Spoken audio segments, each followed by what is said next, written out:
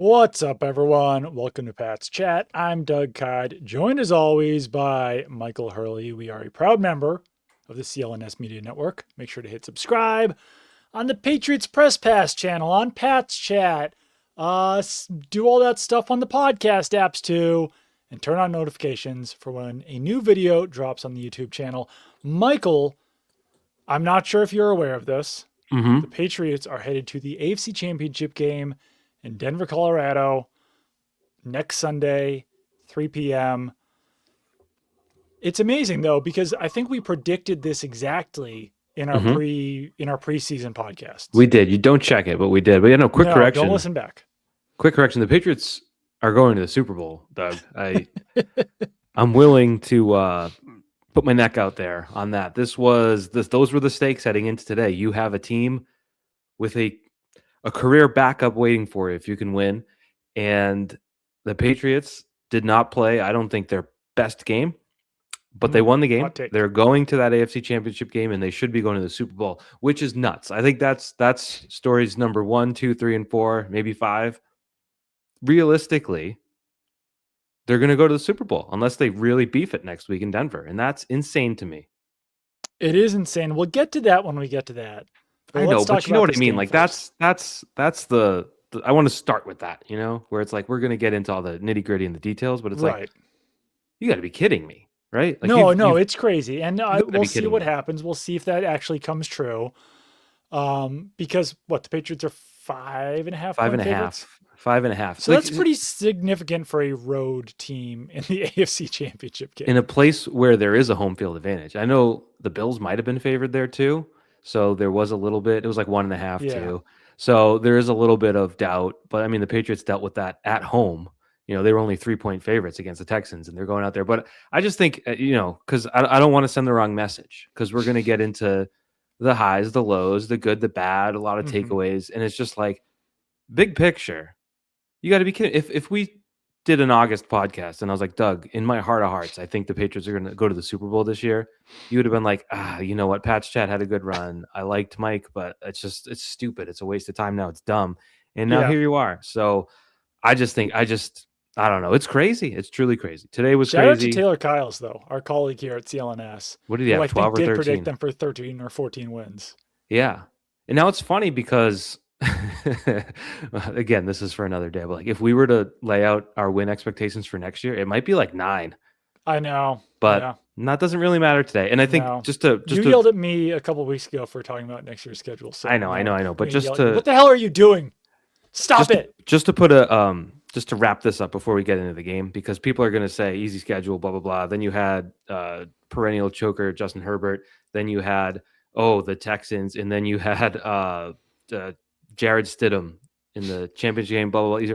At this point, truly, it doesn't matter. Like it really doesn't matter at this point. And I think the Rams, the 99 Rams having the easiest schedule prior to this, you know what they have is a Super Bowl banner. Well, they don't have a football team anymore, but they have a banner somewhere in an abandoned stadium in St. Louis that will fly forever. And I just think at this point, the details really don't matter. Like you're trying to win a championship. No, I think there's a real conversation to be had about them, about the schedule and about this team that I want to have later in the podcast. Okay. But as you mentioned, it doesn't matter because this team has now made it further than the Bills, the Chiefs, the Bengals, the Steelers, the Ravens, the Texans, the Jaguars, the Chargers, the Eagles, the Packers, the 49ers, and the Bears. Drake May has, everyone has. The team has made it further than all those teams. So that is truly all that matters at this point. You can't really say cupcake schedule now that they've beaten the Chargers and the Texans. I mean, we saw the graphic over and over and over again of all 5 analysts on ESPN Live. A lot of them, yeah. Picking the Texans. So, yes, the Patriots were favored, but there were legitimately smart people who thought the Patriots were going to lose this game. Mm-hmm. The Patriots took notice of that. Mm-hmm. My first big takeaway from this game. First take. My first big takeaway. First take. I think that's the next ESPN show is going to be called First Big Takeaway. It's a gorgeous silly hat got on there. We do silly hat. I think we now have reason to believe that when fully healthy, the Patriots defense does belong in the conversation of best in the NFL. Yeah. And it feels kind of nuts to say that, but they've now outplayed the Chargers defense in the wild card round, and they have outplayed the Texans defense, which everyone considered the best defense in the NFL. And granted, the strength of competition between Drake May and CJ Stroud has a gap. And I don't know if everyone would have said that about Drake May and Justin Herbert in the wild card round, just based on the history and the resume there. So maybe the Patriots defense set slightly easier than those teams, but they've outplayed them now in consecutive weeks. And I mean, both those teams, the Texans and the Chargers, especially the quarterbacks, Justin Herbert and CJ Stroud, have looked absolutely, dare I say, frazzled against the Patriots defense in consecutive weeks. They're taking the ball away. They're providing pressure. They, like your prediction about Woody Marks going for 100 yards looked. Did he get 100? I was losing track. It looked downright foolish. 100 inches. Sorry to say it. He might have had 100 inches. The run defense was unbelievable. He had 17 yards. And it was good last week too. It's been good basically every single week that Milton Williams has been on the field. And then you could throw in Robert Spillane and Khyiris Tonga as well. Every week that Milton Williams has been on the field, the Patriots' run defense is basically like the best in the universe right now, which will be big against the Broncos. And if they make it to the Super Bowl against either one of those teams. But yeah, they belong in the conversation. And there's not one distinct element about the defense outside of maybe the run defense. Like they don't have Will Anderson and Danielle Hunter. Sure. They don't have Derwin James. They don't have like that one big Legion of Boom sticking point to their defense. And as we get into this weekend, possibly weeks ahead, I don't think people are going to be like, oh, the 2025 Patriots in the same way that they've talked about the 85 Bears, the Legion of Boom Seahawks, and all those types of things. Yeah. But I think they've warranted it over these last 2 weeks against legitimate quarterbacks, legitimate offenses. Yeah. And what stuck out to me, because, you mentioned Milton Williams. I think Christian Gonzalez, was super involved today in a different way than you might have expected, getting his nose dirty, diving in, making tackles, stripping balls out. I know one didn't count, but there were two things on the broadcast that stuck out, and we've talked about this before. Carlton Davis not having a pick all year, and then having two insane toe tap. Well, one was a knee tap, and then the other like a backwards double toe tap while falling out. And like that type of play from a guy who I heard a number of calls to the radio this week, like complaining about him. And I think the Pats chat had a good Carlton Davis take steadily throughout. Yeah. And then the other thing was they're like, that was Khyiris Tonga's first sack of the year. I would have never in a million years, if you had asked me, does Tonga have a sack this year? I'd be like, obviously he must have a couple because he's been so impactful in just getting into the backfield. So just that added sort of, it's the layers. I think it's the layers of the defense. And it's not, like the Texans defense is better than the Patriots defense, right? But the way that they're playing and the way that they're sort of unifying and honestly, it reminds me in a way, it's so much more simple to play with your front seven when you don't have to worry about your secondary. Oh, for sure. Yeah. Those guys are allowed to play so much freer, faster, harder when they're not worried about a guy breaking free. It makes things so much simpler. And so that's a big testament to what they're doing on the outside with Gonzalez and Davis. But it's also just the safety play has been the biggest surprise. Like the solid play of both safeties. And I know Woodson got cracked and somehow survived on his interception return. That wasn't. It's just been so steady that I just think if you start with that shell on the outside, those front seven guys are just firing. And it's just, you see the results. Good point here from our buddy Coley Mick. Patriots have not lost when Christian Gonzalez and Milton Williams have both been active. Raiders and Steelers losses. Christian Gonzalez was still out with a hamstring injury, and Milton Williams was not playing in that Bills game. So, the defense right now is outplaying the offense. And granted, once again, you do have to talk about strength of competition there. Mhm. where the defenses that they're facing are better than the offenses. Mhm. But that does lead me to my next point. You're just firing. Second take. This is called second take. This is called Second Take. It's going to be a sequel to First Take. Nice. I'm not that concerned about Drake May in the offense. Okay. So, and here's why. Mhm. In 2 straight games now, Mhm. Drake May has outplayed the opposing quarterback. He Sure. outplayed Justin Herbert and he outplayed CJ Stroud pretty Really. significantly in both games, I would say. And, while you can take things on balance, like the second halves of both games, really good. Yes. So, and once again, we're talking about strength of competition. So Drake May is technically, based on season-long stats, going up against better defenses in the Chargers and Texans than Herbert and Stroud faced in the Patriots defense. And he's playing better than those guys. And they've won both those games. And what happens when you play really freaking good defenses? It's hard. Your quarterback doesn't look that great. Like, that's why the defenses are good. So, would you like to see Drake May fumble fewer times than, what was it today, 3 or 4? 4. 4. Yes, 1000%. You don't want to see him fumble 4 times. A few too many fumbles, if you ask me. Yes. Turn the ball over twice. He had 3 times because the interception, but the interception was a Hail Mary. That barely counts. Doesn't count. But 4 fumbles is 4 fumbles because we were mocking CJ Stroud for 5 fumbles the week before. 4 is really, in the grand scheme of things, not that many fewer than 5. It's technically just 1 fewer. Good math there off the top of your head. Yeah. So would you like to see fewer fumbles? 1000%. Would you like to see the Patriots offense playing better? 1000%. Have they come away with wins? Yes. Has he outplayed the competition at quarterback? Yes. That's why I'm just not that concerned, because he might struggle again. He's going up against another really good defense against the Broncos.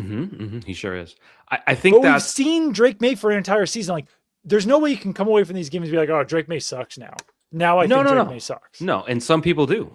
We saw a tweet. You talk about smart people. Bill Barnwell saying after seeing May and Stafford play, it's time to get rid of the MVP. It's like he will, for what it's worth. You talk about strength of schedule. Should the Patriots advance to the Super Bowl and everyone focuses on their opponent, that'll be 3 of the top 5 defenses that they had to go through to get. And was it unbelievable? No, but the kid made plays. There were plays. Did you just say 3 of the top 5, including the Broncos? Because if they wind up playing the Seahawks, that's 4 of the top 5. I just mean getting there. I didn't. We're not doing the Super Bowl yet. We got a few weeks.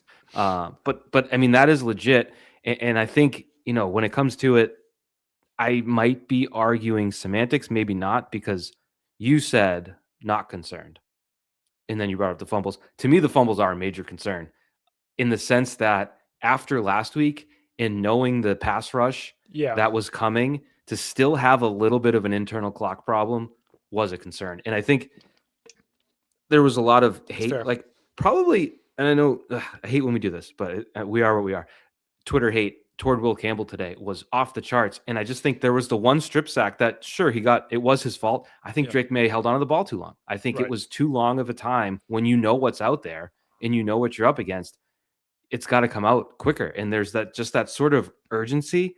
But at the same time, standing in there and delivering is also what has made him arguably the MVP of the league. So it's a tricky balance. I just think you don't want to change too much based on the opponent, but I think it's two-pronged. It's May and it's also McDaniels. I don't think they were as focused on getting it out quickly. I think they sort of just believed nothing bad would happen. And collectively, that will catch up to you. You fumble 4 times, you're going to lose a game that you shouldn't. So that is the concern. Going to Denver, Stidham might go 6 for 30, and you could still lose if you fumble 4 times again. And I think that's got to be the concern. Even the fumble they recovered, you lose 20 yards, it's back on your 4-yard line, and you're punting from the back of your end zone. It's bad football. And I think it is a real concern, and it is probably, I think, the only way you lose in Denver is if you treat the football like crap again.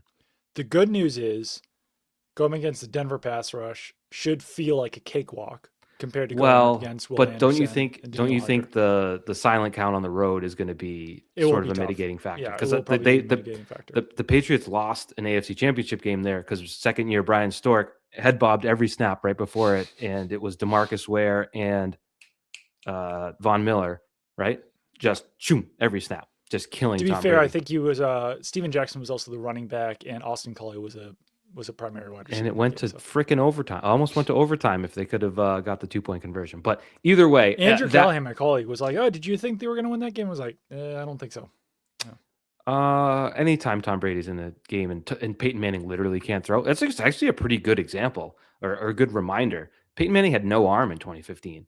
Right. And the Broncos on defense and with the home crowd were able to win. So as much as I said during the Super Bowl, like they still, I think that is the biggest challenge. I think they should be fine against it, but that to me is still a concern. I also honestly, genuinely think that you cannot count on Justin Herbert playing as poorly as you cannot count on Jarrett Stidham playing as poorly as Justin Herbert and CJ Stroud did in the past 2 games.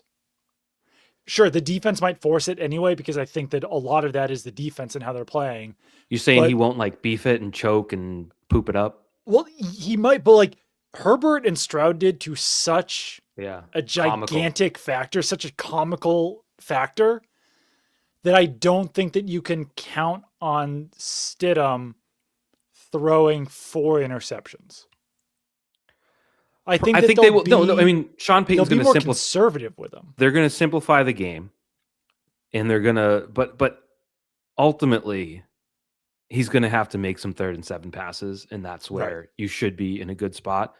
But I think you're right. I think a lot of running, a lot of simplified plays, but this is another. I would say the top concern today was the fumbles. The second concern, I think the Patriots are a little drunk on blitzing.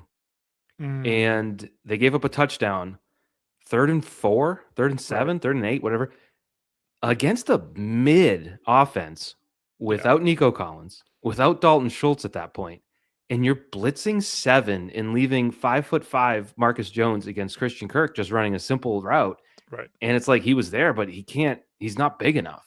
Yeah. And they did that a lot. And if I'm going to give Stroud credit for it doing anything well in this game, he did a good job of exploiting blitzes sometimes. Yeah, he wasn't terrible against the blitz heading into this game. Even the first series, he threw to Kirk in that in the slot, a little like stop route, like 6 yards wide open. He dropped it.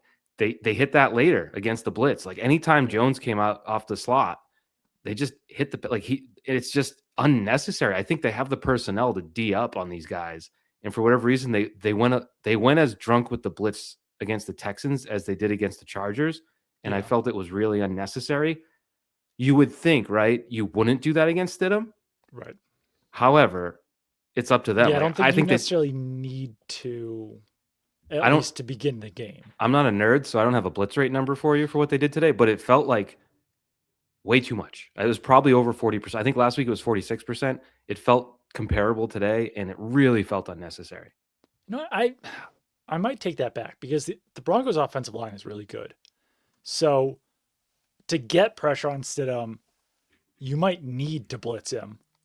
And there is a lot of trust in the secondary. You might not need to do it as much, but with the front 4 the way it is, and after playing the Chargers and Texans, I don't know if you can count on the front 4 getting to Stidham without blitzing. But let's talk more about this game. Did you see Will Anderson's quote about CJ Stroud after the game? 1 second. I believe this must be Evan Lazar. And I'm not calling our buddy Evan a nerd at all, but who else would have written this on Patriots.com? It says that the Patriots blitzed at a 46.2% rate. High. That's too high against the quarterback who's not very good without talented receivers. Right. Anyways, the question you just asked me was, did I see Will Anderson's quote about CJ Stroud? CJ Stroud, yes. Where he said, I told him he's the best in the league and all that? Yeah. I don't know. What do you want the guy to say? Not that. Yeah, no, like there were legitimate conversations, and I think the ESPN halftime crew might have discussed it. It was hard to tell. Ryan Clark was really passionate about something. I'm not sure what it was, but it felt like the topic was broached, like, do you bench CJ Stroud? And I would have. Like, I don't think Davis Mills would have played as poorly as CJ Stroud did today. And I think the Texans were fortunate that CJ Stroud did not turn the ball over in the second half. So ultimately, I think like franchise-wide future considering the right move to not bench your franchise quarterback in a game you were probably going to lose anyway. Sure.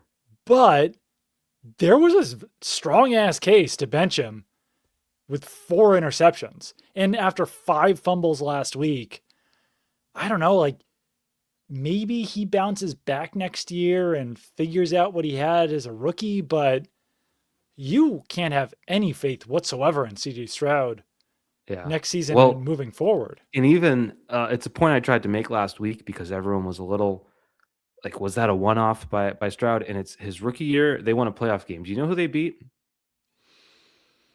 No. The Cleveland Browns. And then last year they won the game when Justin Herbert threw 4 interceptions. Right. So, and they won against the Steelers when he had 5 fumbles. So it's like he is not a playoff performer despite 3 wins, and he's now 3-3. I don't know. It's going the wrong way for him. I don't know how you fix it.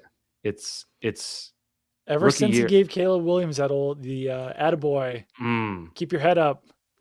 Luckily for him, Caleb threw an overtime interception, so that video won't go super viral tonight. But that one might have been on DJ Moore. It just still I don't. This is not Bears chat. Caleb Williams standing still in the pocket does nothing for me. Like I would never want that to be the case if I was Ben Johnson. I would want him on the move doing cool athletic stuff. Do you want him to run full speed backwards 30 yards? Yes. The fadeaway 50-yarder. Sick. I mean, watching that live. Yeah. I was just thinking like, what the hell are you doing? That was the craziest thing I've ever seen a quarterback do. That was one of the craziest. Was just run. So I play this Roblox game, 99 Nights in the Forest, with my daughter Olivia, and I have to play it on my keyboard because I have it on a laptop. I was going to call you a nerd, but then you said it was with your daughter Olivia, and I'm out on that. And I'm out on calling you a nerd. On my keyboard, I have to play it on my laptop, so on my keyboard, like the controls don't work as well. So if there's a wolf chasing after me, I just have to run really, really, really, really, really fast, and then flip around and then start like shooting it. That's basically what Caleb Williams did, was run backwards as fast as he could. Yeah. And then just to give himself the tiniest amount of time to get rid of the ball. Hey, it worked. But I used to do that. I used to do that on Joe Montana Sports Talk Football on the Sega Genesis. You could do that all day. Chicago chat. I can bring it back to Pat's chat and talk about some of the craziest, greatest things we've ever seen. I'm willing to say it, and you can argue with me till the cows come home. Kayshon Boutte's touchdown catch was probably one of the 10 best catches I've ever seen in my life. If you factor in all of the things, the defender he's going against an all-pro, the fact that he's going against an all-pro in a tight playoff game, and the throw was overthrown. Like it wasn't like he set up his defender and kind of reached out. Like that was 100%, 1000% necessary for him to go with the one hand. And it's like, was Odell Beckham Jr.'s catch better? Sure. Was that a week 7 game that the Giants lost? Yes. Like I think if you factor in all those things, Kayshon Boutte's catch was one of the best I've ever seen and probably one of the best in Patriots history. Prove me wrong. I think we're underrating the Stephon Diggs and Kayshon Boutte factor, even in Drake May's success this year, because those are 2 guys who just simply make catches that you should not be able to make. So you talk about completion percentage over expected with Drake May, and he deserves 90% of the credit. Like give a fraction of a number, and that's how much he deserves. But you also have to factor in receiver play in completion percentage over expected. And quite honestly, the Diggs touchdown probably should not have been completed either. But unbelievable catch. Diggs has these like superhuman strong hands where he can catch that ball and bring it down and not let go of it, despite the fact that there are people just like hitting him and chopping at him to drop that pass. Did you see his celebration? I didn't actually. He just stared at his hands. He pulled the, what are these? What hath God given me? But that you're right. And it's one of those things you don't quantify actively. Right. But a quarterback, Boutte's ability to catch up to a pass and just catch it like that, the Patriots have not had wide receivers like that. Obviously, Edelman was fantastic, and he made the greatest catch of all time against the Falcons. Yeah. Obviously, Welker and Amendola and Troy Brown, all Gronkowski those made guys. insane catches. Gronkowski made insane catches. But I don't know. There's like a factor to both of those guys where they just don't miss on those plays. And then you look at a guy like Kyle Williams, and not to trash a rookie, but like that incompletion to Kyle Williams probably would have been completed to Diggs or Booty just because they consistently make those catches. I would have to talk to Todd Downing, so I don't want to speak perfectly, but watching the replay of that, Williams, I think it was a route issue because Williams beat his man and then broke straight up the sideline, and it looked like May threw it more like a fade toward the boundary, and so Williams had to kind of reach around his own head to try to catch it, whereas if he had rounded his route a little like a fade, it would have been right in the money probably for a touchdown. But I think the point about Diggs' touchdown especially, and what I was saying where you don't actively quantify it, is you see it all the time. A quarterback throws a pass right in the money and someone just doesn't catch it, and it's for various reasons.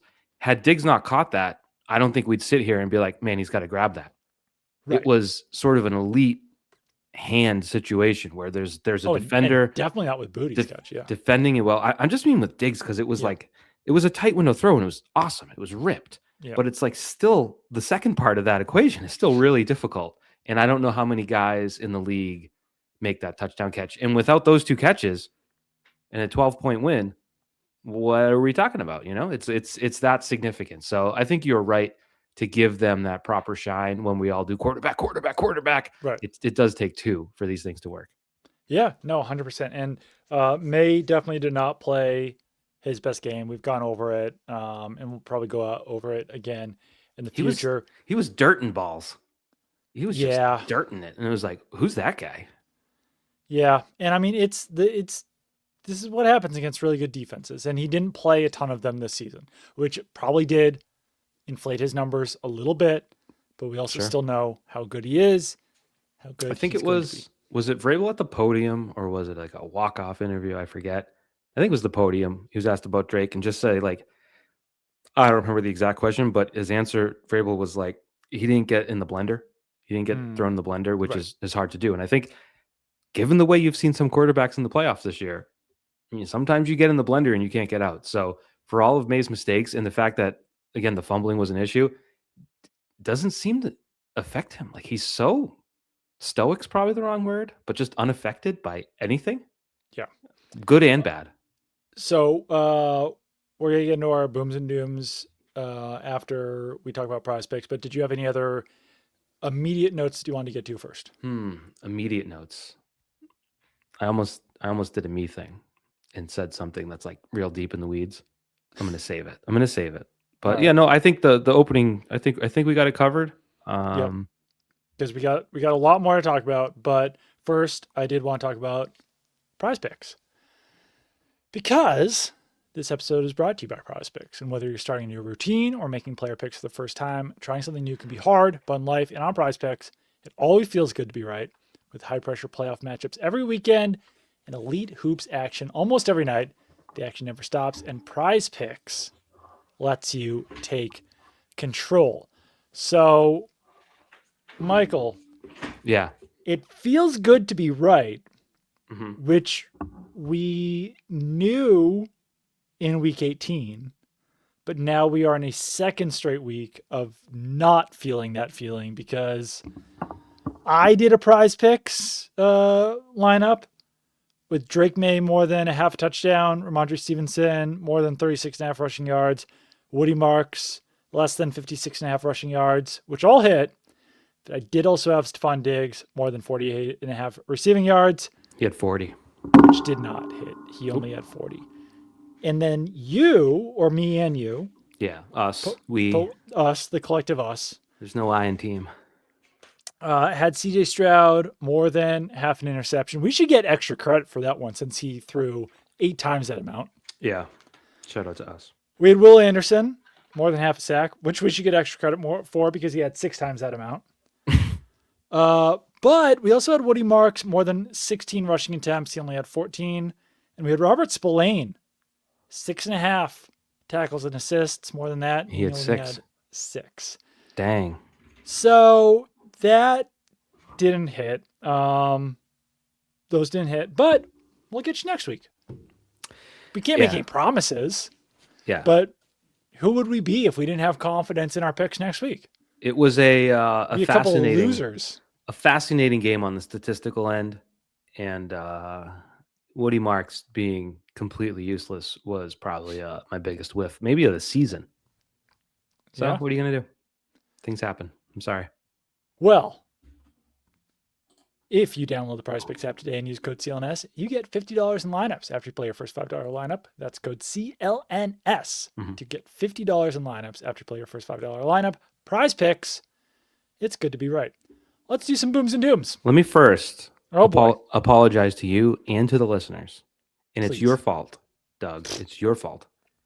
First of all, I turned my light on. I felt that's not the way apologies work. It's your fault. Because you're making so much sense and I'm agreeing so much. I have found myself at least 12 times tonight saying, while you talk. And it's like, buddy, shut up. So if you're listening and you're like, what is wrong with this guy?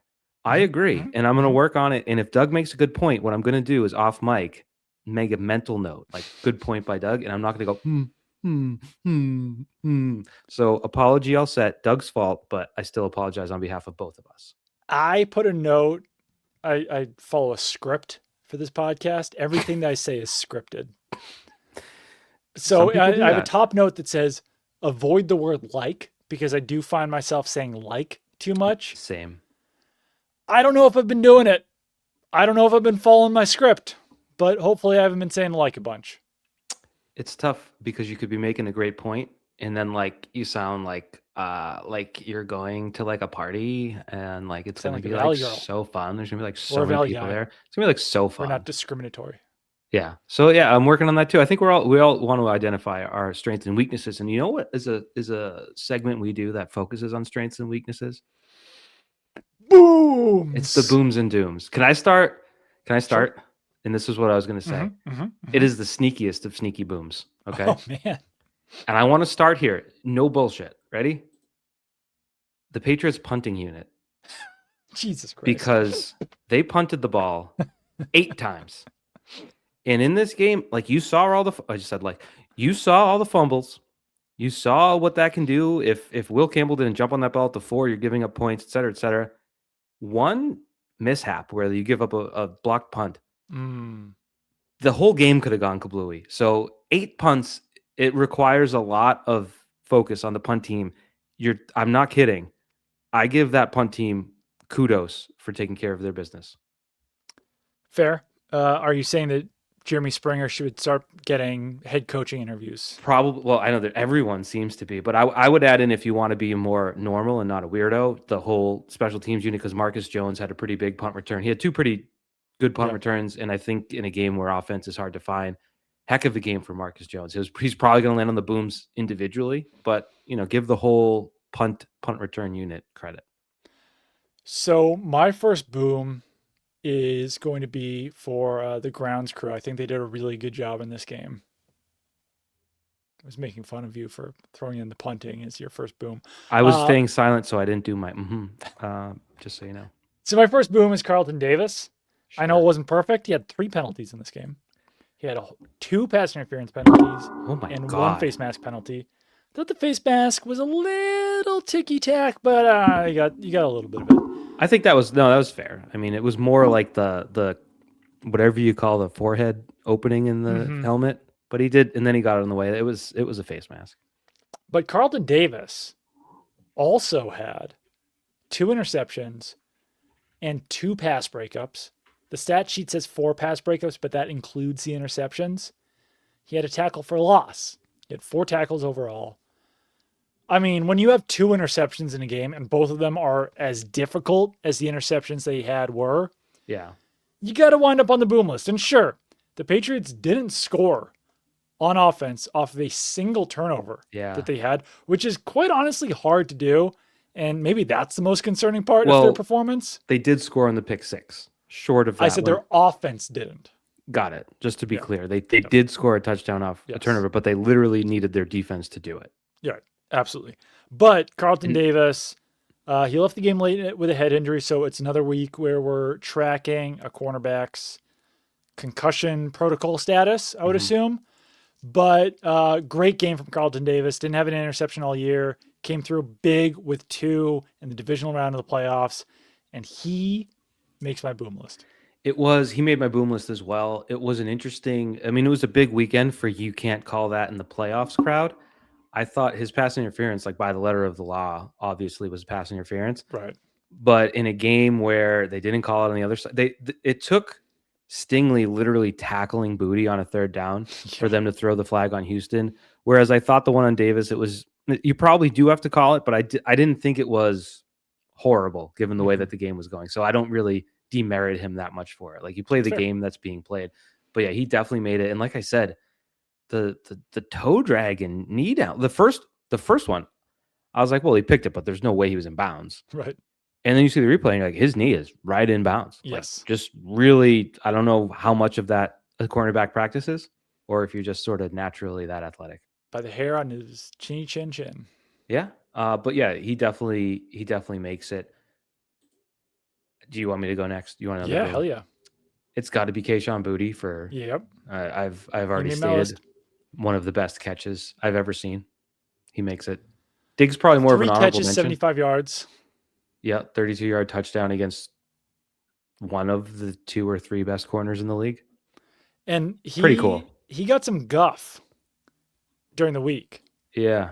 For saying that he kind of downplayed the significance of the Texans defense, I would say. He didn't say anything overly egregious, but just said that they weren't that tough because they kind of know what they're doing. Said that they've got physical corners, but he's a physical receiver too, so that's a matchup that he'll take any day. And hey, when you say, yeah, they're physical cornerbacks, but I'm physical too, so that's a matchup that I'll take any day, you kind of have to catch 3 passes for 75 yards with one of the best playoff touchdown catches that Michael Hurley's ever seen. Yeah. And that's what he did. I would also add one of those dirt balls that I mentioned. It was a 2nd and 9 in the second quarter. He ran a comeback. I don't know if it was against Stingley. Got wide open and May just sort of threw it into the turf. So that stat total probably should have been 4 for 90, which looks a lot sexier. But I think he was really good. Yeah, he was fantastic. Even like those other 2 catches they had were very strong. So he made my boom list as well. You go ahead. You go ahead. So your turn. My list was, if we're just doing 3, it was Carlton Davis, it was Kayshon Boutte, and it was Caleb Von Chason. Because Caleb Von Chason had a sack, but also on 3 of CJ Stroud's 4 interceptions, Caleb Von Chason was in his face. So he provided pressure on 3 of the 4 interceptions. That's genuinely difficult to do. He had 7 pressures overall from PFF's charting, and fantastic signing by the Patriots coaching staff and front office. He's come through huge when it has mattered in these last 2 games. And this had to have been his most impactful performance of the season. Yeah. Even if he only had 1 sack versus I think he had 2 against the Chargers, but just providing that pressure, and especially the one, oh my God, that interception that Stroud threw to Marcus Jones, given the circumstances of Caleb Von Chason just bearing down on him and Stroud just throwing that ball off his back foot to absolutely no one, was one of the more confounding mistakes I've seen in a football game in recent memory. But it doesn't happen if Caleb Von Chason's not right there ready to smoke him. That thing is 1st and 10 at the 25. You got to eat a sack once in a while, or throw it at Caleb Von Chason's nose and see what happens. But I'm with you. That play was huge. He also, right after the Patriots turned it over, came up with a sack. And I think this will lead into my final boom. I was one of those mic'd up videos I watched from the Chargers week last week, and Vrabel was in Chason's ear on the sideline and was like, "Hey, remember the way you had?" I'm paraphrasing, the way that you ran like crazy against the Dolphins last week. We need that now. And you remember he got his $500,000 incentive on a drive where he was on another level. Yes. And I think Vrabel sort of said, "I've seen what you can do. You got to do it." And that was a big one today. That was huge, which leads me to my third boom. which is Mike Vrabel, because I think that fourth down call early was huge, and I think we knew it at the time. It was, what were they on, the 33? Probably should have known this. 30. They were Michael, do your homework, buddy. They were on the 28. So you're looking at a 46-yarder.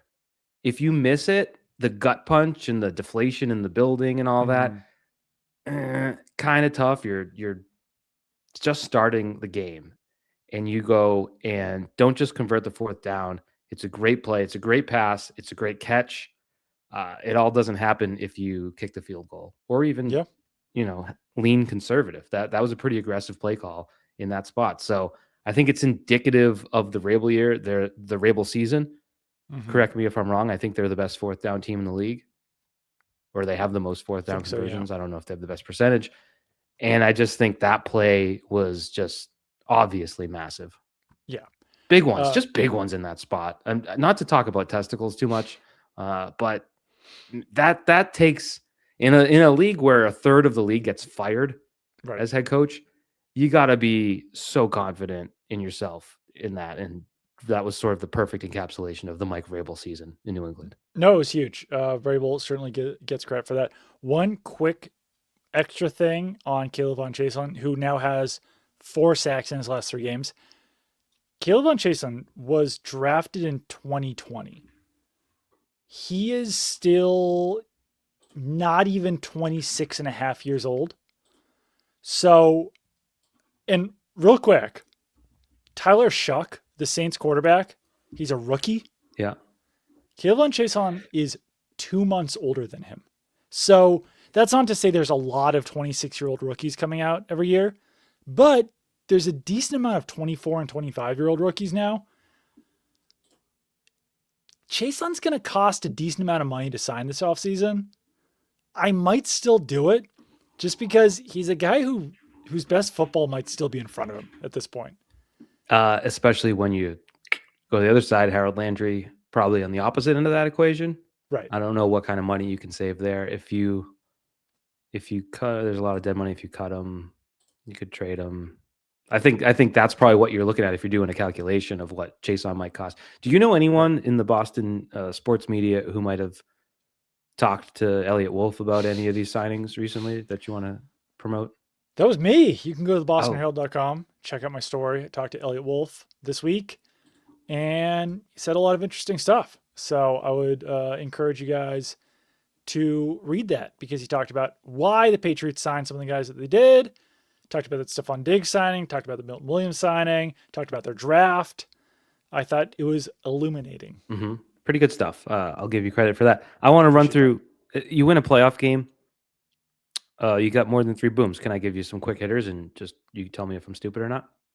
Well, you had the last one. You had Vrabel, so can I give one more? Yeah. But you already did 3. We both did 3. So now we both did 3. We're just pouring it on. So your honorary. Wait, was Vrabel one of your 3? Yeah. Okay. I gave one to the punt unit. That's how cool. That's much of a football guy I am. Yeah, I didn't like that. Yeah. Ramondre Stevenson gets an honorary boom for me because he's. I don't know. I think we can do better than this. I tweeted out Clocky Racing Ramondre Stevenson. Delete that. Like a clock killing Corey Dillon. No, delete it. But I mean, that was a great performance by him to eat up like 6 minutes worth of clock and then eat up the rest of the clock at the end of the game. So big shout out to Ramondre Stevenson. Not as big of a game as he's had in recent weeks, but still a very key performance. And he did it all apparently with one eye, because he missed about half the game with an eye injury. Yeah, rubber pellets in the eye, possibly, maybe a finger. Possibly, yeah. But he had 3 carries in the first half for 25 yards? And then yeah, I mean, he started off hot for sure. Yeah, but still it finished with 4.4 yards per carry, which is good. So he definitely was up there. Diggs gets probably more than whatever's above an honorable mention. Like, he wasn't quite as good as the punt unit in not allowing a block punt, but the touchdown that we talked about, and then on the 6+ minute drive to really kill the game, he had that catch on 3rd down. Yeah. He's really good. He's just an exceptional pass catcher. And, is he still a superstar? Is he fantasy relevant? No. But when you got to move the chains and kill clock, like, that was such a big catch by him. So he makes my quick hitter list too. Fair enough. Are we on Nope. dooms? I got more. Christian Gonzalez gets a special mark. He was He was Forced good. fumble. He Yep. was good. I'm sure someone out there complained about something. Craig Woodson gets an honorary boom. Yeah, and then lastly, we did discuss it. The run defense was unbelievable. Yeah. Like every snap, someone like Barmore or Durden, someone was in there every snap, just disrupting everything they want to do. And the fumble, the Gonzalez strip, I don't know who it was. I give Woody Marks most of the blame, but whoever crushed that line back into the backfield, Marks was like a cartoon, like he had hit a wall, and you could hear like, and he had to reset himself, and that sort of led to a turnover. So the numbers speak for themselves. What was the Houston total rushing? 48 yards on 22 carries. Yeah, and it was great. 14 carries for 17 yards for Woody Marks. Yeah, that's crazy. 1.2 yards per carry for Marks. 3.5 for Chubb. But he had 4 carries. Like it was truly in a game where your quarterback stinks. They had no running game to lean on, and I give a lot of credit to the way the front seven played. They did not allow a rush to a running back over 8 yards. The running backs had 31 yards on 18 carries. Cade Stover averaged more yards per carry than Woody Marks, despite only being used on QB sneaks. He was pretty good. Stroud, 5.5 yards per carry, and he's someone who doesn't really like running the ball. So yeah. Yeah, and then just to finish our booms, just another shout out to the punt team. Not allowing any blocks. 8 punts. Can you give a boom for not doing something that should not ever be expected out of you? I just think a team as in a desperate spot like Houston was a threat to block one of your 8 punts. And I don't even know. He had a 55-yarder. He had 3 inside the 20. Like he might have done well punting. To me, it was just getting it off. And there was a lot of fair catches. So good job. Punt team, we'll probably lead with that as the headline for this podcast. Patriots punt team powers playoff victory. Michael Hurley has insane first boom. All right, you want a doom? You want to go to the dooms? We need more music and like transitions and all that. We need to up our production game. That is true. You want me to give the first doom? No, you just gave like 15 booms in a row. Yeah, I guess it's I'll be fair. So I don't think you might not have this one on your list because this is one that came to me late. I hate to do it. Trevion Henderson's getting a doom from me. He didn't necessarily get a doom. He looked 187% concerned about protecting the ball and not fumble, which resultingly led to no athleticism, no burst, no open field explosiveness, no jukes, not finding lanes. I think he looked like a rookie, terrified of fumbling, and what you saw was just the most uninspiring performance with the ball in his hands. So I tweeted about Henderson pretty early in the game just because it was when the Patriots offense was really struggling. They couldn't get anything going, and Henderson was just running into a brick wall every single carry. And I think some people got a little bit mad about it, but basically what I tweeted is that Henderson is a boomer bust player, and we're seeing way too many busts right now. Yeah, and it was before we knew, I think, that they announced the eye injury for Stevenson. And it was might have been, yeah. Why is he not in the game right now? Right. So but there's a slight issue when Stevenson's not in there, when you have to rely on Henderson to provide what Stevenson usually does, because he's not doing it right now. And Henderson is a fantastic player when you're getting those 50-plus yard runs every 2 to 3 games or whatever. You can't count on them every game. But when the alternative to a 50-plus yard run is him getting literally no gain on half of his carries, I don't know, or like a loss. Yeah. It's just, it's not enough. And I think that's probably the type of player he is right now. So it's not necessarily even his fault. But when you're averaging, what do you average? 2.2 yards per carry, something like that? 2.1 yards per carry. 12 for 25, 6 yard long. He had 1 catch for -2 yards.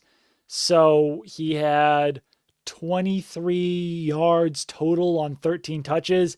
It's just they're not getting enough from him right now. And I just wanted to throw that one out there before we get into the obvious ones, because he unfortunately was an ineffective player for them. Yeah, and I think it's similar to me to the Drake May fumbles, where it was really a bad issue that you had and you overcame it. And I think the biggest example was, I had this one written down. It was 1st and 10. pass to Stevenson, nice little play, got 9 yards.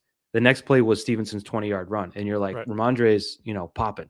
Yeah. He comes off the field, Henderson for -2 yards, pass to Henderson for -2 yards. And it's 3rd and 14. That set up the Diggs catch before the 4th and 1 touchdown. So it's like you overcame it. It didn't kill you momentum-wise or whatever, but in that moment, you're kind of rolling. You need to keep it going. And he wasn't able to. I wouldn't necessarily elevate it to the concern that you push forward. I think this is where some coaching is going to factor in. And it's like, yes, you have to protect the ball, but you also have to play football. It didn't look like he was playing football. You know what I mean? It looked like he was just like anyone out there would be if you just threw a guy in the stands and said, don't fumble or we'll kill you. That's kind of the performance. I think you need to somehow find a way to tap into what he's capable of, and we'll see if they can do that on the road. And there's a comment. I love that the media is asking if Henderson can play football. That worked out great last time that happened. I'm not saying that he can't play football. We've seen him do incredible things. We've seen him doing amazing things. Not today, though. But, I mean, correct me if I'm wrong, but it does feel like it's been a few games now of this from Henderson. My memory is not always the best because I'm just so focused on one game at a time. You're just locked in, bro. It was 3 yards per carry against the Chargers. He did have the 2 touchdowns against the Dolphins, averaged 4.1 yards per carry, but that was a big Stevenson game. He had a good end to the year. He was good against the Jets. Yeah. Baltimore, 5 carries for 3 yards. Huge game against the Bills before that. So no, the real stretch of games for him was really Cleveland through Buffalo, which was fantastic. So I think that's why I'm holding him to a higher standard, where when he does have a game like this, you can throw him on the doom list because we know what he can do. Yeah. We know how impactful he can be. But those first down carries that he was getting was putting the Patriots offense in a hole. For sure. And I think, that's why I don't necessarily think it's a big picture, long-term issue if you can get him back to that, but we'll see if they can, and if you can't, then it is, because let's say Stevenson gets dirt in his eye next week again, and that's who you're left with. So I go to my top doom. We talked about it quite a bit, but Drake May's still, like, 4 fumbles is too many. Yeah. He was on my doom list too, obviously. Not for his passing, despite some misfire. The guy threw 3 touchdowns against, one of the best defenses in the league, maybe the best defense in the league. They ranked the Texans defense gave up they gave up some touchdowns this year. They gave up 20 passing touchdowns. So it wasn't completely unheard of, but just that's I said it during the game. At that point, the only pathway to a Texans victory is if Drake May turns it over like this. Right. And Will Campbell jumped on 2 of them. One of the strip sacks was technically his fault, but I'm still putting some on May for being in there. Like I said, it just can't happen. It's simple to say, but they got to find a way to acknowledge the pass rush you're going against. If you're going against Doug Kyed and Mike Hurley on the edges, take a little extra time back there. You got it. But I thought you were going to say get rid of the ball fast. No, we stink. But get it. When you're going against 2 elite pass rushers, it's just got to. The clock has to be ticking, and it's just not there right now. And you're going on the road in a crazy environment where that crowd is gonna know their only way to win is to get the ball out of you. It's, to me, the biggest challenge of his MVP season is what does he do next week after a couple weeks of this? I think it's fair to say that Drake May, in totality, played poorly in this game. Like, even accounting for his passing, accounting for the fumbles. I'd push back. I think poorly is too strong. I think he had some poor throws, but he had some great throws. He had a negative 0.25 EPA per play, so negative EPA. He had a negative 5.4 completion percentage over expected, and that's even with the completions to Diggs and Booty. His QBR per RBSDM is 23.5. So I think that... All right, nerd. I'm a counting stat guy. 3 touchdowns, baby. I think that probably factors in the Hail Mary interception. So you don't count that as heavily. But overall, when you fumble 4 times and lose 2 of them, you can't have it. So when the fumble count is higher than the touchdown count, it's an overall poor performance. Yeah, I wouldn't call it an overall poor performance because of like the highs were high enough to elevate it, and I don't know that you win the game without those. I think the I just don't think touchdown. the highs were as high as the highs against the Chargers when it was already like a slightly suspect performance. Yeah, it's fair. I mean, there were real blemishes today. Yeah. I'm not trying to argue that, but I don't know. The touchdown to Diggs was preceded by the first pass of that drive. He waited patiently. Booty got around Yeah. the linebacker, and he hit the in cut there for, I think it was a pretty big gain. And then the next play, he fired that thing into Booty again on the slant. They picked up 18, and then the touchdown to Diggs. So it's like some of the throws, the touchdown to Douglas, just like the fastball was firing. And I just think on a day when he's a fantastic quarterback, obviously. when weather's in everyone's front of mind and the defense and all that, I think there were enough highs to say like, all right, you see it. Wasn't a great game overall, but I saw enough positives to not list Drake May totally on the booms, just the fumbles. That's really flip-flopped, snip-snapped on this one because I was the one saying I wasn't concerned about him in general. And you said there was some concern about the fumbles, and now I'm putting on my Drake May's fumbles are on my dooms. Drake May in totality. We have we're both walking like a fine line in our Drake May criticism. When we are elite sports commentators like us, sometimes you really got to dig into the minutia. Do you want a different doom, or is it your turn? I think it's my turn. Will Campbell. It is what it is. He's a rookie. He's going against two of the best pass rushers in the league.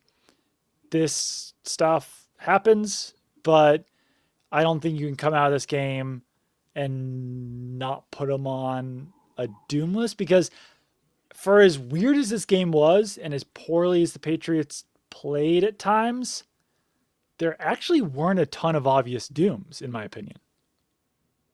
Sure. But Campbell goes on mine. Okay. I'm just checking because PFF probably gave him like 150 grade.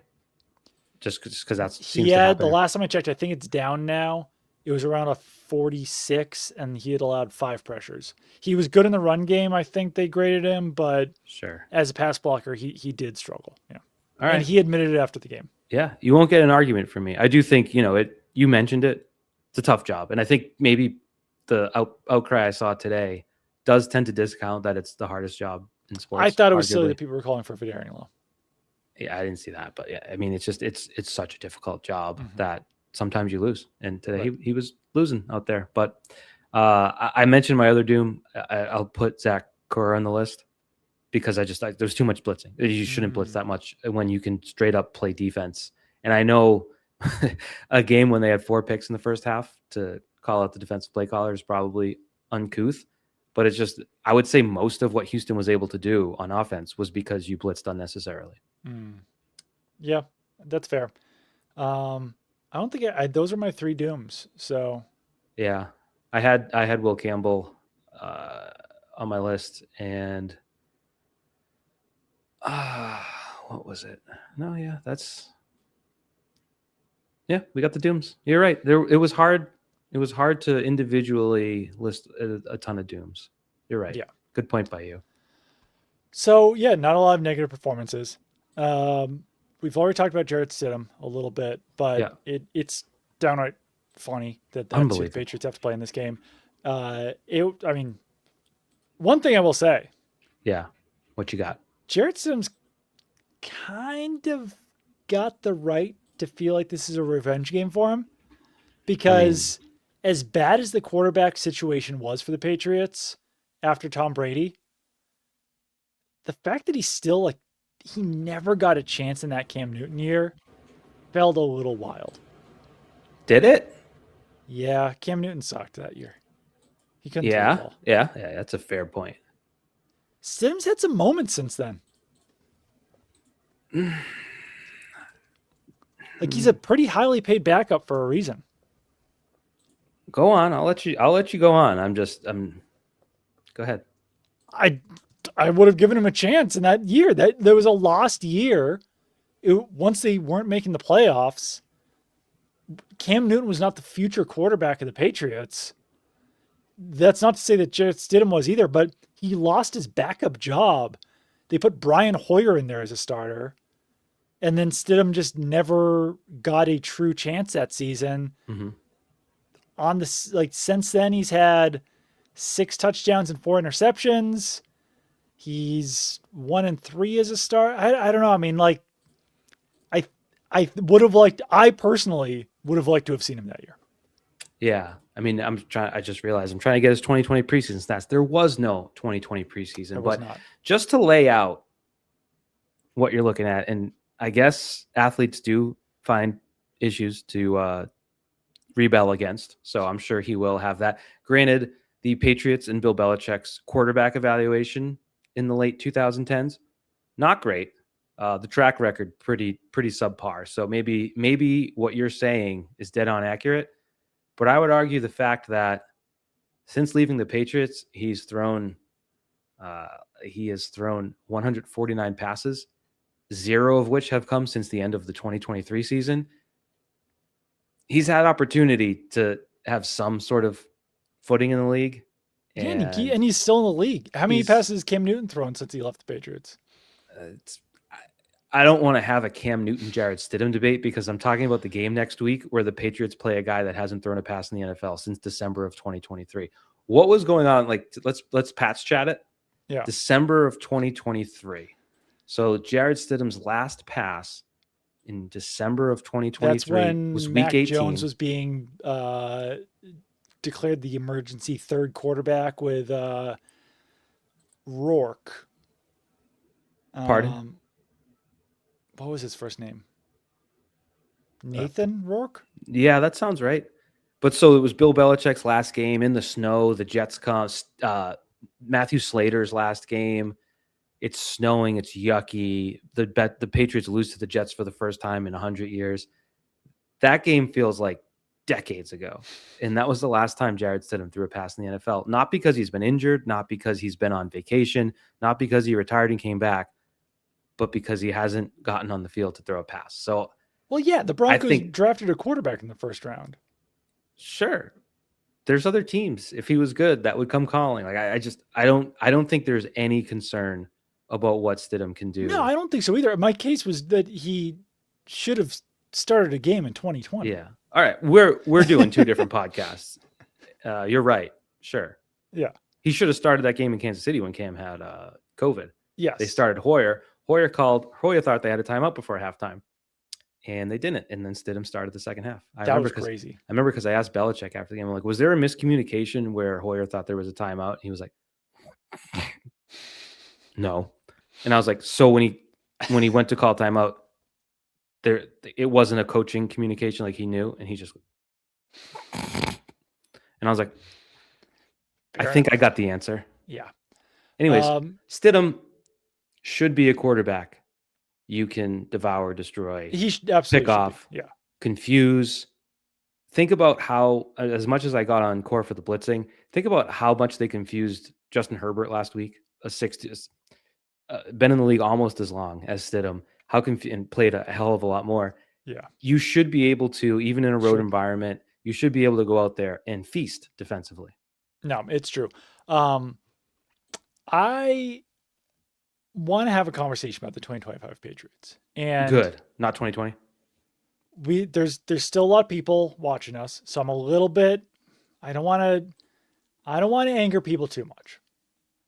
Because we talked about it a little bit earlier. The Patriots 1000% deserve to be in the place that they are right now. They are in the AFC Championship game. They are one win over Jarrett Stidham away from playing in the Super Bowl. And they deserve it 1000%. They have overcome the schedule questions because they have beat 2 playoff teams in the playoffs now. What would the line be in a game in a neutral site, because that's the only site that they could play in, between, let's say, the 2016 Patriots and the 2025 Patriots? I think the 2016 Patriots would be 8-point favorites over the current day Patriots.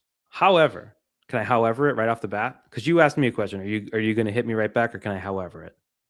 No, go ahead. There's nothing even close to resembling the realm of a team like the 2016 Patriots in the NFL this year. Regardless, see, that's the thing. Yes. Regardless of the Patriots' place in 2025, there's a vortex of not so good. Right. Swirling around. And based on the entirety of the NFL, the Patriots, the 2025 Patriots, completely belong where they are right now. And I'd add this to your smorgasbord of information and facts. There were 7 playoff teams in the American Football Conference this year. If you were to rank them from most difficult strength of schedule to least difficult strength of schedule, the 2 teams with the easiest schedules will be playing each other next week in Denver. Yeah. And I did the research on this earlier in the year. That happens quite a bit. Right. So it's not like crazy. In your mind, you're like, oh, battle tested, iron sharpens iron. And that's true to an extent. Like, I think the Patriots in 2016 losing at home to the Seahawks made them a Super Bowl team in many ways. They had an exposed flaw. Like the 2017 probably could have used a game like that where they, took it on the chin. I think that is sort of more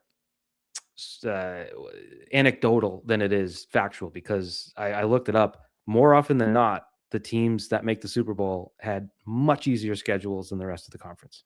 Yeah, it sets them up well in the playoffs, gives them home field advantage, does all those things. So my greater point here is that it feels weird now that the Patriots are 1 game away from beating Jarrett Stidham, from being in the Super Bowl, because this Patriots team has so far exceeded expectations than anyone possibly could have expected.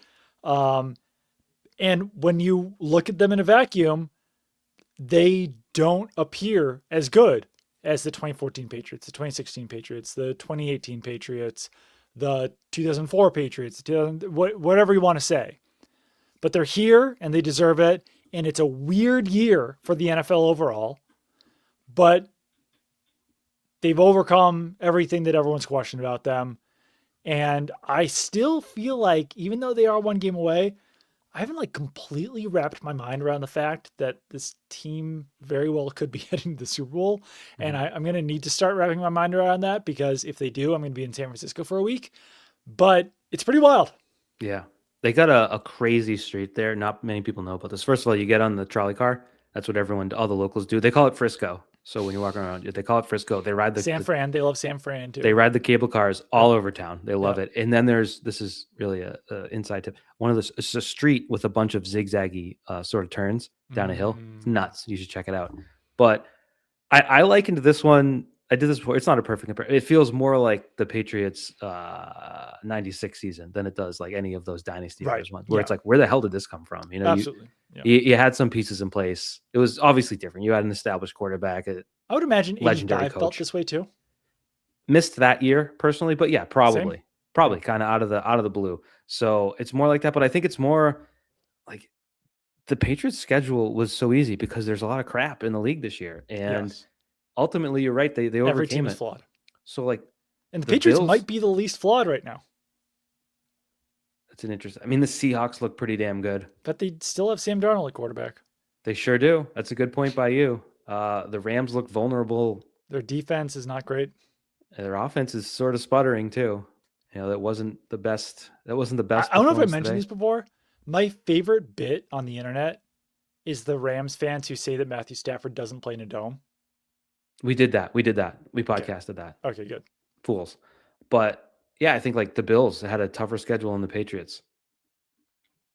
Right. They didn't make it to the championship game. The Jaguars had a tougher schedule. We thought they were better. They didn't make it out of the wild card round. So at this point, I think it truly doesn't matter. And you make the Super Bowl. Here's where I think it does matter. Okay. You go and win the Super Bowl, you get a banner in your stadium. Mm-hmm.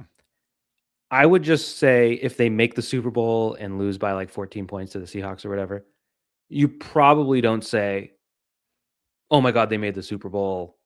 Unbelievable, crazy. Because you do recognize that the path was, I don't want to say easy, but it was not the most difficult path. If you look at what you're running into, which again doesn't discredit it, but I think if you're just evaluating the team and what can be next year and going forward, you probably don't get overly hung up, because the history of Super Bowl losers the next year was really bad. It's true. I remember doing that research in 2018 when the Patriots made it back there after losing the Super Bowl in 2017. Yeah. It was very rare for a team to even make the playoffs, let alone win a playoff game, let alone make it back. So, we're getting ahead of ourselves. So we're getting ahead of ourselves. But I think that's where it is, where it's like when you're assessing the whole year, obviously an incredible year. you're not taking away from that, but you're not saying like, well, you won the AFC, you'll probably do it again. You know, like, there's going to need to be building. No, But 100%. if you win the Super Bowl off this, no, they don't put on the banner in the Lombardi Trophy what your strength of schedule was. No, I don't think. it's very true. I have to check. Maybe on the bottom. You have to check the back. It might be on the back. Speaking of 2017, though, did you see Nick Foles' tweet? I did. Pretty rude Nick Foles tweet. From the top rope, as they say. Yeah, I can read it for anyone that missed it. For anyone that's not following Nick Foles, put out a tweet and he said, well, he's really posting his podcast a lot tonight. So he's farming. A podcast. Turns out he's farming the engagement, but he said, note for the Broncos and their fans. I know it has been an emotional 24 hours. I feel for Bo and the team, and I'm sending prayers for a strong recovery. Deep throat clear, you could tell. A positive note going into the game versus the Patriots is that they struggle against backup QBs in championship type games.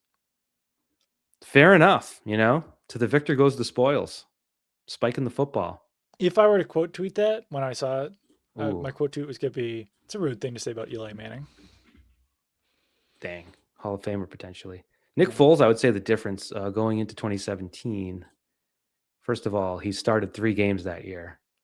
And he had thrown 1,386 passes in the NFL. Yeah. So different scenario, but good tweet. And we celebrate those here on this podcast. It's true. Is it time for completion or interception talk?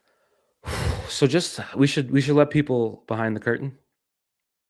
Actually, before we do that, I have one last thing. And this I saw on Twitter. It's not, so I'm kind of borrowing the take. But if you noticed after the Bills lost, there was a ton of national media and everyone being like, man, you got to feel for Drake.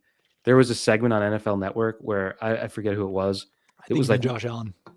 What did I say? Drake May.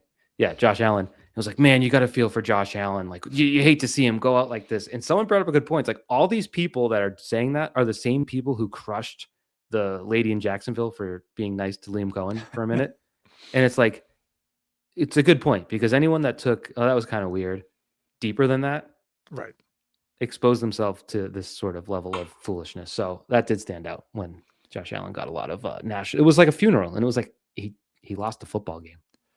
Yeah, I mean, and I still say, not that this is Bill's chat, but the lateral that Josh Allen just threw backwards at the end of the first half, and Sean McDermott's decision to even run that play in the first place that led to a field goal from the Broncos. It was not a tight game or anything, right? Was the difference in the game. And I know that Bills fans don't want to talk about that. They want to talk about officiating. But if Josh Allen doesn't throw that ball back to listen, there's been a lot of dumb plays and I'm a prisoner of the moment, but pretty dumb. What the hell? That was like the most confounding play I've seen this playoffs, at least. He did that as a rookie in Houston in the playoffs. Remember? I think it was overtime or fourth quarter. Yeah. It was just as dumb. And you thought that one was at least to someone, though, right? It was. He missed. There was literally no one there. There was offensive linemen behind him. Yeah, one of the dumber plays. And it was the difference in the game. But Josh, you got to feel bad for him. You got to feel him. I will let you set up because to let people behind the curtain. Doug and I felt as though we had no proper outlet anymore as rule understanders, and we had to just text each other. Yeah. In an echo chamber of sorts, which happens sometimes when it's a burden to know the rules of the sport we love so much. So I will let you, because I think your tweet encapsulated it very perfectly, and your example encapsulated it perfectly. Yeah, so, I ventured out into the waters of Twitter to state my case on this. And you got zesty with someone, I forget who. You got real zesty. Oh, did I? Yeah, I'll find it. But set up. We're talking about the interception, the Brandon Cooks non-catch. So he didn't survive the ground. He landed after catching the ball, but did not ever establish possession because he landed and the ball popped out of his arms and the other McMillan intercepted it. Yeah. I genuinely don't understand how anyone who's not a Bills fan doesn't get how it was an interception, because I feel like almost every game, or maybe not every game, but every week at least, there's a receiver who catches a pass, lands on the ground, and the ball comes out and it's an incompletion. And that's literally exactly what happened on this play, except there was another guy there who intercepted the pass. Mm-hmm. So if he lands and the ball just flies up in the air and hits the ground, it's a clear incompletion. Obvious. But since there was another fella there to catch the ball, it was an interception. And listen, I think I want to give people credit, or I want to believe that people are smarter than they really are. I think people like got trapped by screenshots, but you can't in that play because it's so bang bang that you can't even really watch a slow-mo clip of it because you only really see what happens on the live full speed version. When he catches the ball, falls to the ground, ball pops out. Immediately, when he hits the ground, the ball pops out. That's why the example you can put a screenshot out there of him laying on the ground with the ball in his arms or whatever, but it doesn't mean shit because that's the moment that the ball is actually coming out. So yes, my example was Kayshon Boutte against the Ravens. Yeah, you can screenshot yourself to death of him holding the ball on the ground while being contacted by a defender, but that doesn't mean that he's caught the ball. So yeah, Brandon Cooks caught the ball. If Marlon Humphrey had caught that on the bobble, it would have been an interception. Yes. Not a catch. No. Not a catch down, play over. And people seem to have also tricked themselves either in the slow-mo or the screenshots into thinking that there was some sort of struggle between Brandon Cooks and McMillan. It was all one there motion. Wasn't. The ball just immediately transferred into McMillan's arms because Cooks never had possession of the ball. That's the bigger thing, because survive the ground could be confused because they technically remove that exact language, but they still have the same essence of it, which is basically a catch is ABC. Yes. Possession, 2 feet, and then the third thing, which is necessary for a catch to be completed, is an act common to the game, whether that's a third step, whether that's avoiding a defender, whether that's extending the ball forward, all these things. Like that's where they fixed, quote unquote, fixed the Jesse James play, because I felt like I was insane on the Jesse James play when he clearly didn't possess the ball and then had the ground break up his pass like a defensive back. So that third act never happened. You had a ball, you had 2 feet, sorta, that he might have lost it on the second foot. So there was certainly no third foot. There was no third step, and it was gone. So it's the hardest thing. And there was another one, the Xavier Hutchinson drop today to end the game. Right. Deep shot, lying on the ground, ball's on his chest. He's touched. Is the play over? No, you have to finish catching the ball. Yes. And the same thing, I don't know if that was Davis or Gonzalez, whoever was there. If he had taken it out of his hands or caught it on the bobble, it would have been an interception, not a catch down by contact, 1st and 10. It's just so basic. I feel like I'm nuts. So, yes. Do you know who else thought it was so basic Brandon Cooks. In the moment? Brandon friggin' Cooks. He knew he didn't catch it. He knew he did not catch that ball. He did not react for 1 millisecond. Yeah. As if he believed that should have been a catch. It shouldn't have been a catch. I would do this. There's 2 things. You could just go to Photoshop, do a magnetic lasso around McMillan, Control A, delete. Take him out of the picture. Yes. If Cooks does all that, he's still getting rid of that ball. It's an incompletion. And put a receiver on the sideline, toe tap, ball, falls down. He has to finish catching it. Yes. That's the third act in that case, is possessing it through the ground. Yes. If you go down and you drop it, it's not a catch. And you factor that in. I know there was the Mims catch. I don't know how many steps Mims took, 3 or 4 steps. It just seems so basic. And even on that one, I know people were up in arms about how like the ball might have moved when he went to the ground. He already had it. It wasn't. He had it, and also, if the ball moves, like if you have possession, then the ball's still allowed to move as long as you still. So we. Then you got into it. Got weird too. I think this what exposed what was behind it was the complaints about the pass interferences, which I'll grant you the first one. Yeah. You probably don't want that in that spot in a playoff game. However, it was 2 extra yards from the Joey Bosa idiotic roughing the passer. Yes. And I think at least it was holding. He held the receiver all the way up the field before the pass interference. And then what really showed it was people that thought the Trey White pass interference shouldn't have been called. I mean, you can't. Well, you can if you're Marlon Humphrey in Baltimore against Kayshon Boutte, but generally speaking, you can't maul a receiver as he's trying to catch it. Yeah.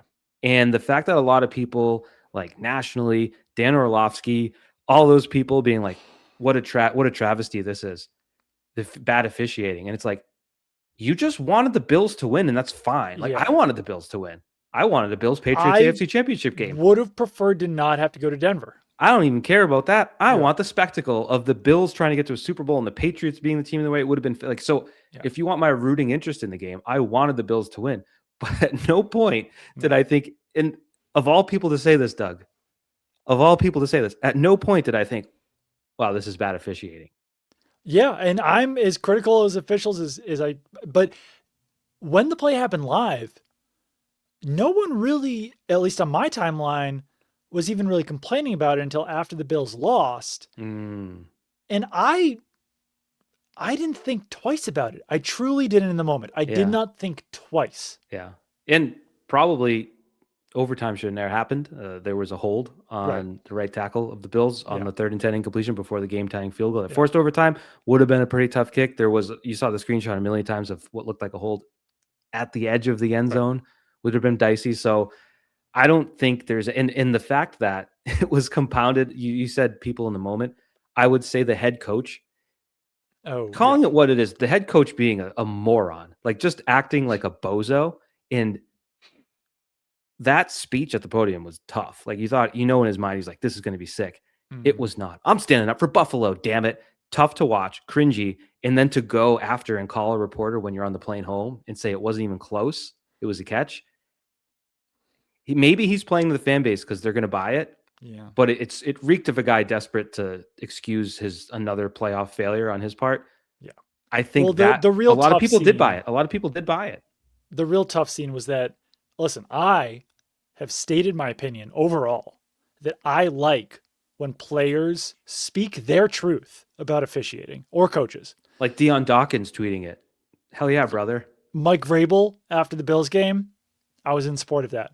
Sean McDermott, after this game, still in support of it. I overall disagree with you. I'm glad that he's doing that because it makes him more interesting. And that's truly all I really want out of coaches is for them to at least speak their truth about these things. But when Vrabel criticized the officiating after the Week 15 loss to the Bills, I saw, and maybe I'm just too online, but I saw Bills reporters and I saw basically every single Bills fan in the world calling that loser behavior that after they lost the game, he blamed officiating. Are you saying you can't really have it both ways when McDermott does the same thing or when you're doing the same thing? McDermott even said after that, someone asked him about Vrabel's comments. He said, we go by the officiating. We go by the officials. It didn't seem like it after yesterday's game. 2 things. One is, it seems like you're saying there's hypocrisy among sports fan bases and coaches. And that, I don't know if I'm ready to accept that. I actually have a career potential idea where I go into politics and I look at one side and I point out a hypocritical thing they've done or said. And then I call them out and then they're like, what? No. So that is a part of the whole spectacle of it all. I get it. But what I will say does confuse matters is that many other instances are officiated inconsistently and sometimes flat out wrong. The Marcus Jones interception that wasn't against the Bills being a big one. Right. And the Devontae Adams catch today literally was the exact same thing. Oh, I disagree that it was exactly the same, but yeah. All right, it wasn't exactly the same, but he didn't do the third act. It was 2 feet and then the ball was ripped out. He's going down. Is the third act him fighting for the ball? Because at least in that circumstance, he was fighting for the ball. Brandon Cooks was not fighting for the ball. Brandon Cooks just lost the ball. Yeah. No, you can make that case. Yeah. But I still, it wasn't explained well enough, I would guess. I would say on Terry McCauley, the rules I don't even need to get into the dirt and grime of the Devontae Adams catch because I so strongly believe that it was an interception by McMillan. Yeah, it's sort of a no-brainer, and it is weird that it elevated. But I think all those factors played in. I think a lot of people we might have talked about this on the podcast. Like, what is America rooting for? They were rooting for the Bills to go to the Super Bowl, Right. and they didn't get it. Yeah. And it's just it's a weird the fact again. And that was before they even knew that the Broncos didn't have the quarterback. And the fact that people tried to argue that Tre'Davious White didn't commit pass interference sort of lays bare everything else that you're seeing from the misunderstanding there. Yep. It was an interception. I'll leave it at that. We will do a podcast. Do you think the Bills' window has closed? I say no, because Josh Allen, for all his idiocy, like, is unbelievable. No. Sometimes even in the loss, I thought he was just such a powerhouse that as long as he's up and running, they'll be a contender. Their window's not closed. He is that good.